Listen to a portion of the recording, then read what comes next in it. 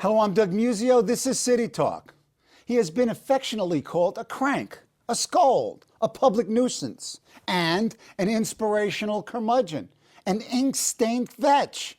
He's a New York City treasure, a chronicler of his city, a teller of tales, a reporter of lives. And his latest is from Penguin Lives. It's titled Branch Rickey.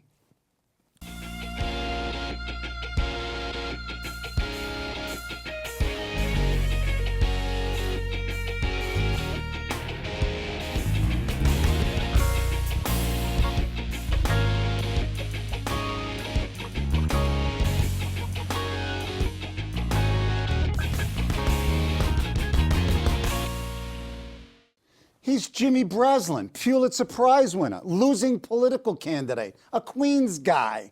In his latest, Branch Rickey, he revives a story of enormous consequence, a story many times told, but he tells it like no one else. It's one New York legend remembering another. Jimmy, welcome back. Good. I loved it. You can write. I wrote about lives. The Yes. way you said it, it sounded like lies. Wait a second. My wife said the same thing, and she couldn't figure out. Then why didn't you do what she said? Oh, I'm sorry. See, well, do you listen to Ronnie? I protected myself. Okay, I'm sorry. Lives. You know, I'm from Queens. Yeah. You, Hemingway, and Elmore Leonard. I laughed at this book, Jimmy. Yeah. I smiled constantly. I constantly called out to my wife and said, Bob, you got to hear this one. So I'm just going to quote a couple. You describe baseball on page 6. Baseball was a sport for hillbillies with great eyesight. Then we turn to cities. You talk about St. Louis. St. Louis at this time had the most inept baseball players gathered in one place since the invention of foul lines. Yeah. Brilliant. Good. Okay. Jersey City and Chicago. You talk about Jersey City. It is one of 2 American cities that describe their civic philosophy in 2 words. Chicago's is, where's mine? And Jersey City's, not guilty. How do you do this? It's true. Well, we're not talking about the truth. How do you think of this stuff? How does it come out?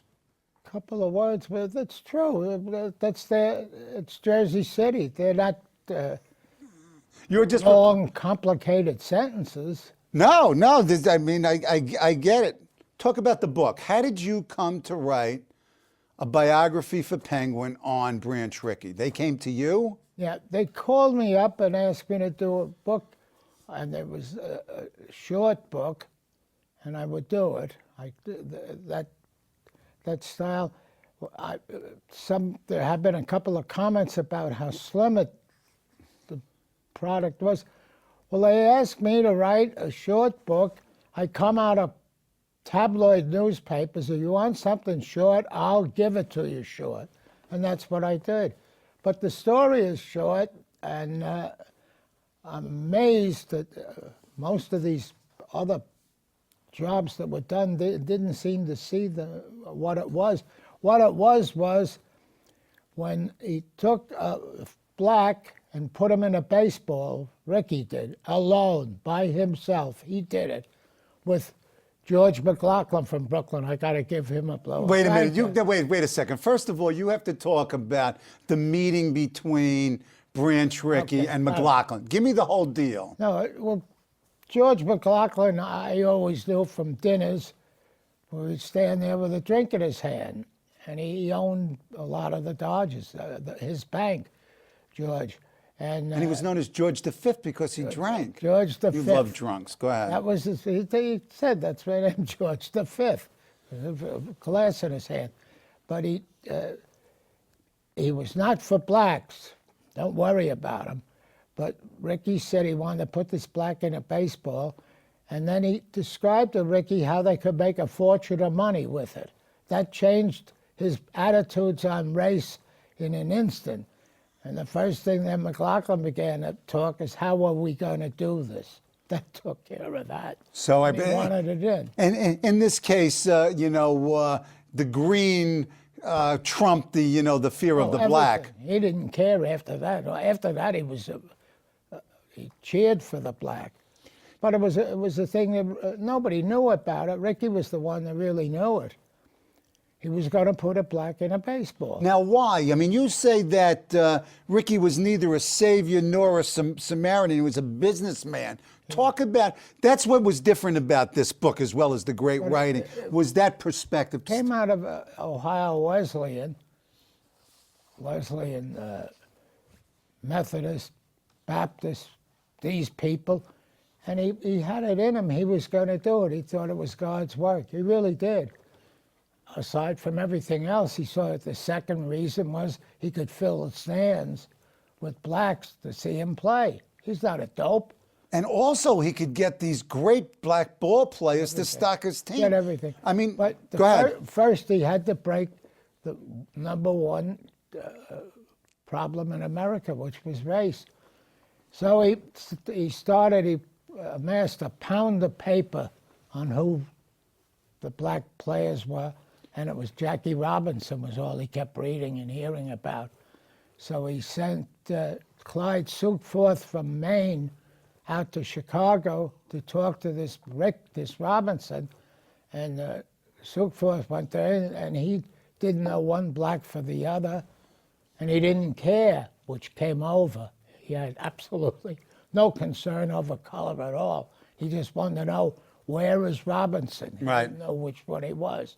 So another player in on a black league game at Comiskey Park pointed out Robinson, and Sukforth called him over and said, how would you like to come to Brooklyn with me? Rickey wants to talk to you.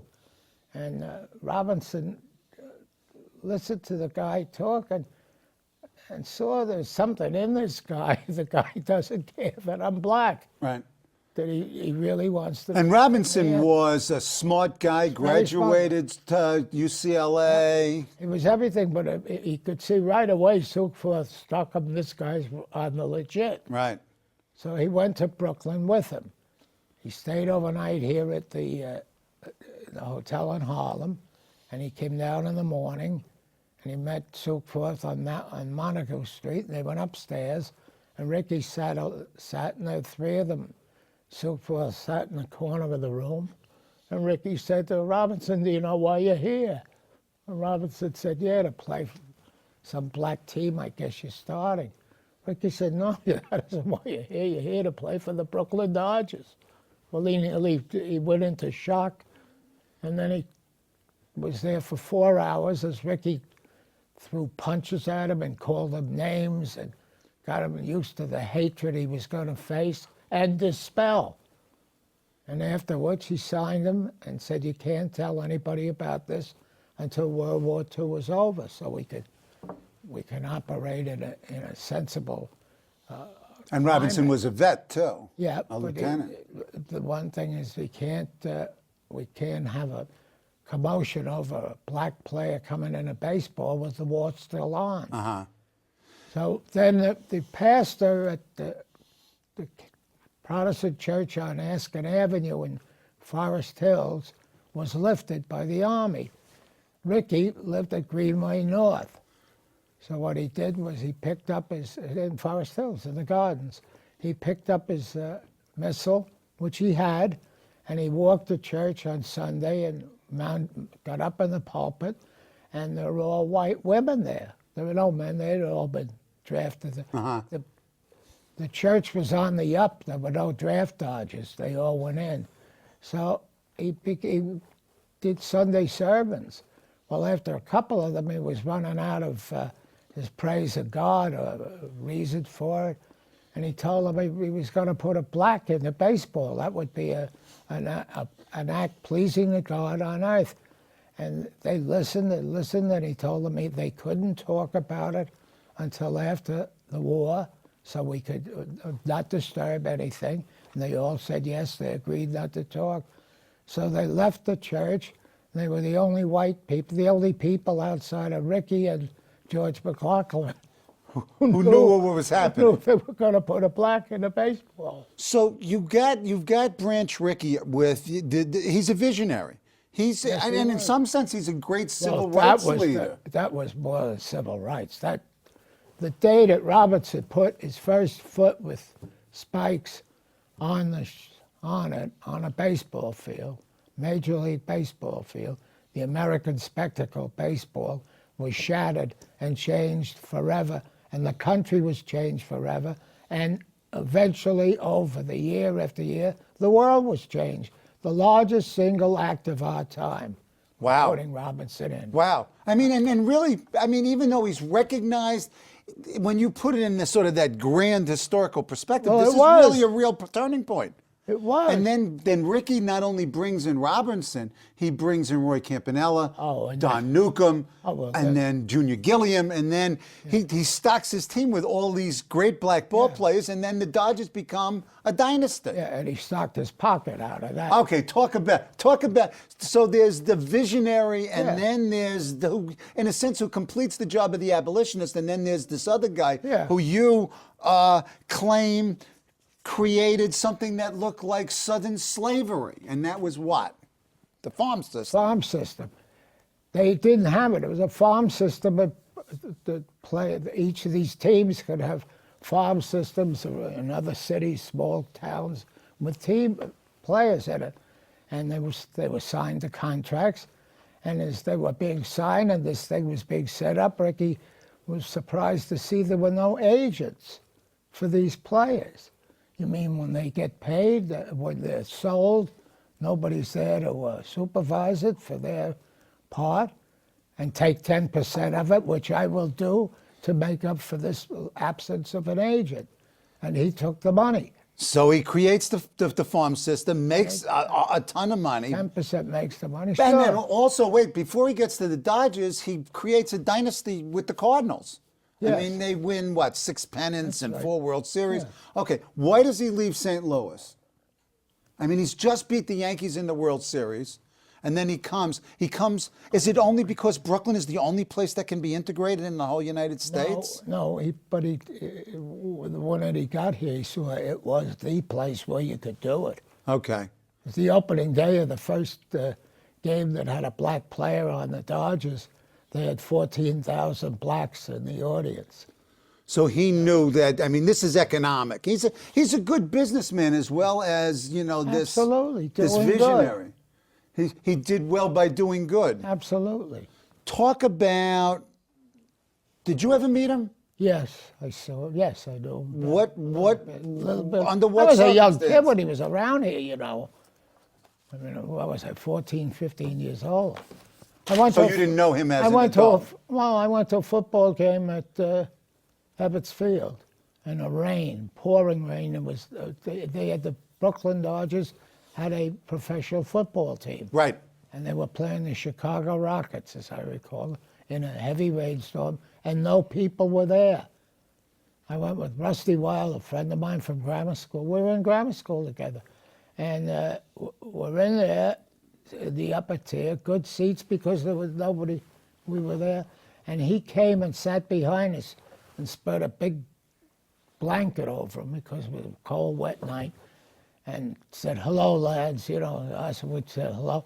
And then they said, we know about football here, right down the street here. Go straight down, we're telling Rickey, to straight down Flatbush Avenue. That's where Sid Luckman came from. Mm-hmm. Erasmus Hall High School. We knew that type of thing. And he said, "Did he?" "Oh, yeah, that's where he came from." He went from Erasmus Hall High School. He went to Columbia, which didn't count. He's now with the Bears, where it counts. Chicago Bears. Now, did you know it was Branch Rickey when you were Oh, talking? yes. Oh, you knew it? Sure. And, but what we didn't know was this was making him furious to hear it, because that was in his territory, and they swiped the best football player the Lord ever made, and he didn't get him. And these boys are proud of where he is. And he got mad. He got surly. He didn't want to talk. Now, this picture on the front of the book, is that the man? That's a knockout.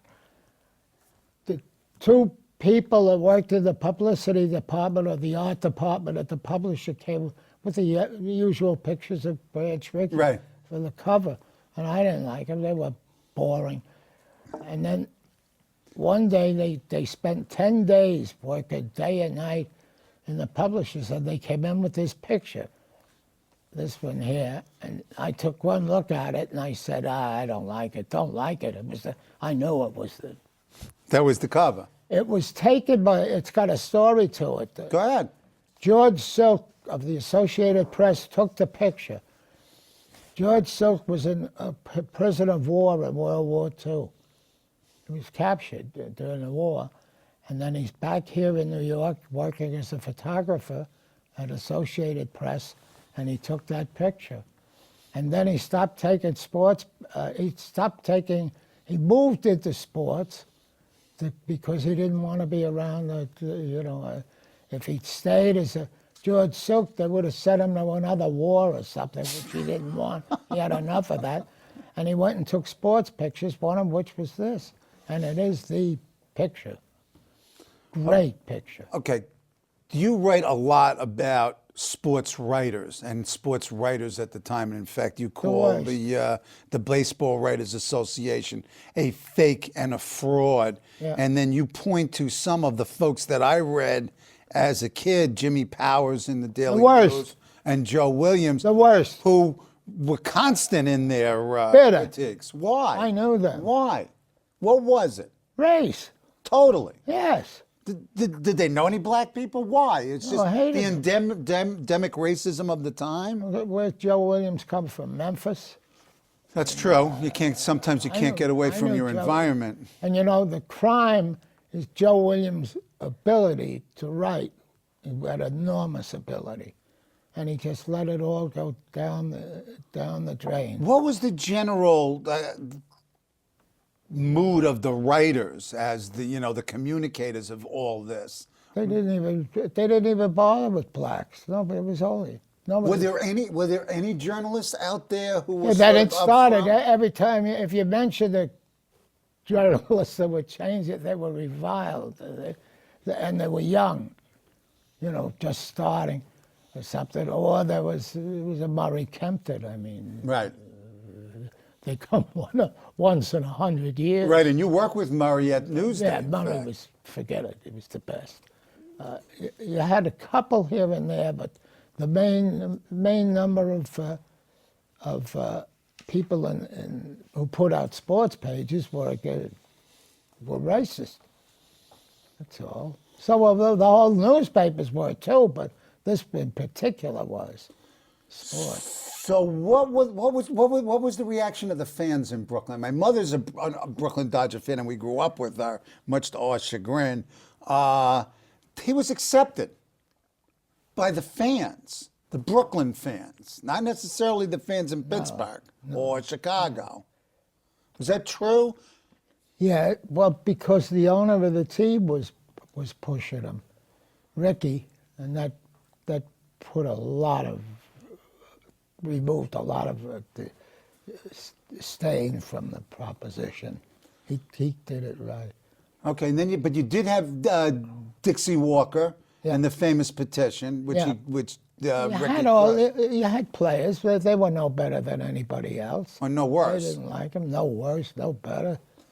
Against, and that ended over time.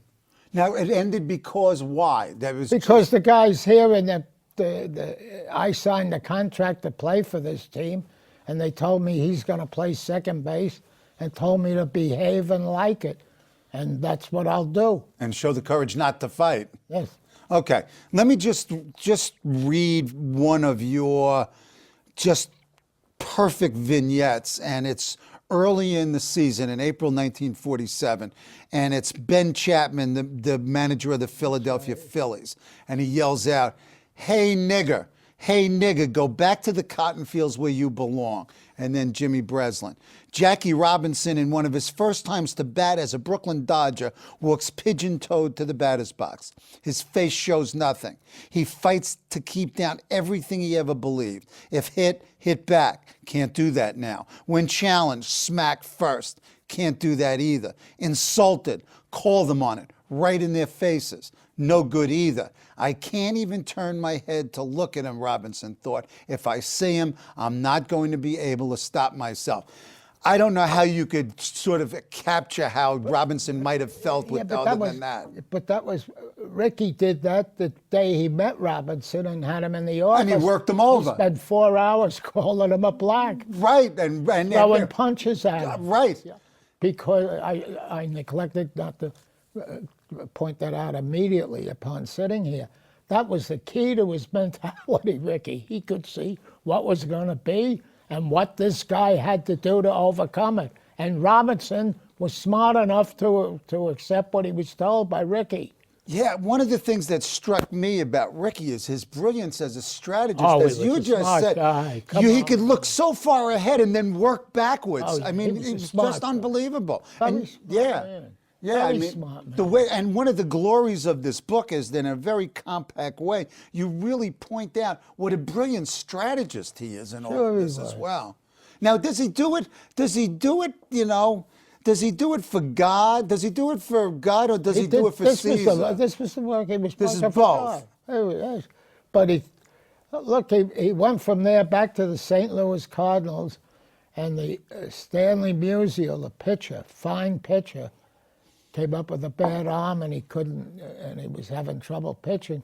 And Rickey just said, well, told the rest of them, don't worry about it. We're going to use him. He's the best hitter you ever saw. Right.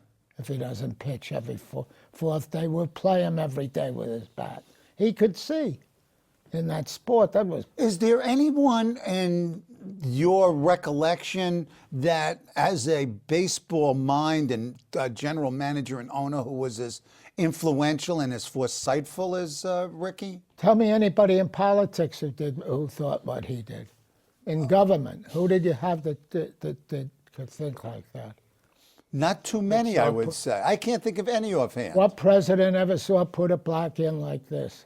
Well, in terms of what you said before, you're right, Jimmy. I mean, you know, he is a civil rights hero. You had big United States senators from the state of New York, here where we're from. Name one of them that came up with a stance like this. Nobody. This man was way ahead of anybody. It was the single most important act in the history of this nation. Wow. Wow, you're pushing it. It was. You're pushing it, but okay. Well, what are you going to do? No. I mean, I would certainly agree that it's in terms of civil rights and changing American society. It changed your grammar schools. Okay. I mean, everything changed as a result. I was there 7 years later when the decision came through. Okay, let me just read again. I'm reading. Yeah.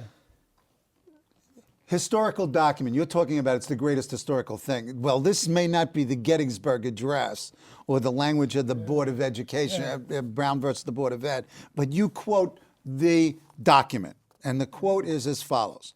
The Brooklyn Dodgers today purchased the contract of Jack Roosevelt Robinson from the Montreal Royals. He will report immediately, Branch Rickey. And you argue this is it. This is a great, you argue this is a great American document. Yeah, he put a black on baseball on Bedford Avenue. I got to say, I am not overselling his act, Rickey, and pushing Robinson. I'm not overselling. You got the last word. I'm buying it. You've got an acolyte. I'm in your side. Well, what would you have had without it? I agree. I think it is an historical event. A different country, a different grade school. When you look around, everything. Okay, now we're really going over. But wouldn't somebody else have done it? Why didn't the other general managers do it? Nobody became famous for agreeing even with it. Yeah, but the baseball owners voted 15-1 against them. What was wrong with them? They didn't see this? It was 15-1. It became, Rickey voted to put a black in the baseball. Then one guy in the crowd, Leo DeRocha, immediately put up his hand. I'm with him to put he had been vociferous against blacks, DeRocha. Okay. The minute he saw the vote, and here's why he did it, he says, I'm with Rickey. Because he was a contrarian. And then he turned to the scout, and he says, get to Montgomery, Alabama, and get that Willie Mays, his name is, and bring him back here tonight. What about folks like Larry Doby, who comes in a month later. Yeah. They sort of got those blacks, the ones who followed Yeah. Robinson, never took the abuse, but never got the acclaim that Robinson Well, did. he was first. Yeah, and then that's it. I mean, I remember it. stories about Larry Doby in Right. the American League of Everybody was facing- fine, but the door was open for them. And then you had, you know, as we said, Roy Campanella. And then but the Boston Red Sox don't have a black ball player until New when? York Yankees waited for how long? Well, I guess it was 4 Elston years? Howard, I 3 guess. years, something. Yeah, Everybody long waited. time. But the Dodgers, though, created a dynasty with their black ball play. Campanella won 3 MVPs, Don Newcomb, all of those folks. Right.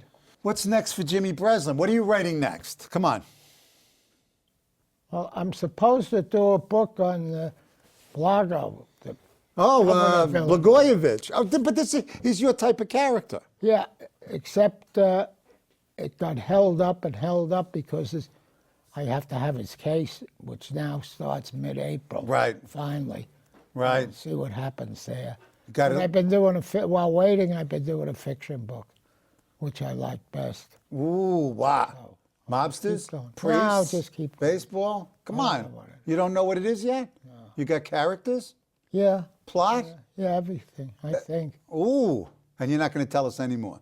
No, I just, it's a kid here got killed in Afghanistan, and he was supposed to marry this girl here in Rosedale. Ooh.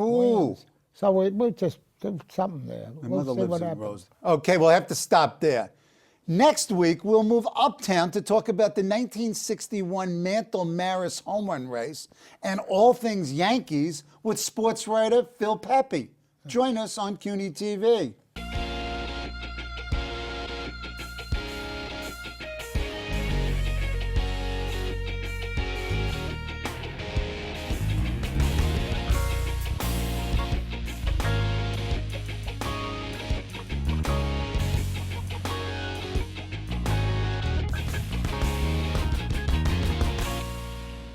Hello, I'm Doug Muzzio.